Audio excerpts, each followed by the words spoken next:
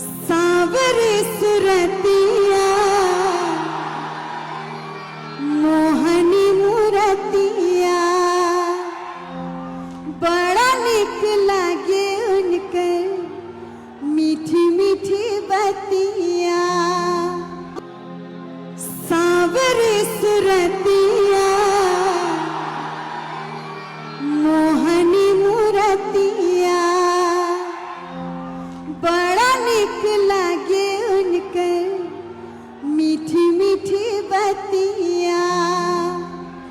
मुस्की पे राजा के लोभा गईनी जैसन सोचले रही हम वैसन सखी रे वर पा गईनी। म्यूजिक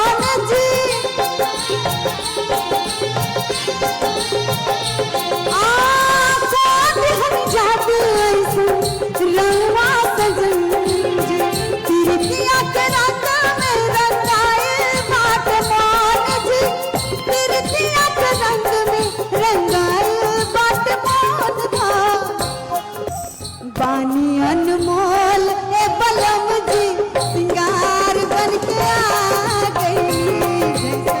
सोचले रही हम वैसन सखी रे वर पा गई।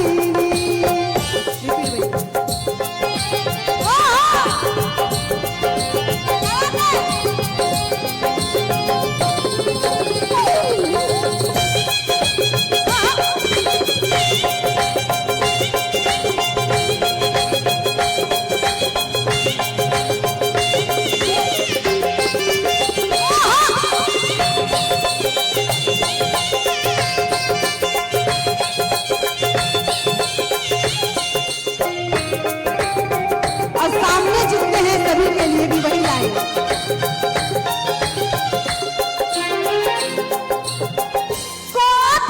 जादू ऐसन रंगवा सजाई जी तिरकिया के रंग में रंगाए बाट मान जी।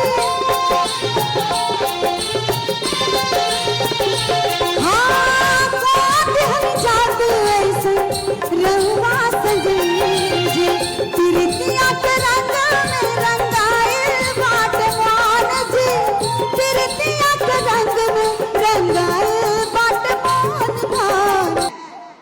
बानी अनमोल ए बलम जी सिंगार बन के आ गई। जैसन सोचले रही हम वैसन सखी रे वर पा गई।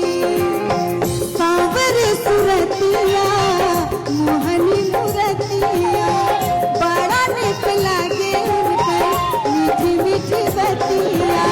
मुस्की पे राजा के लोभा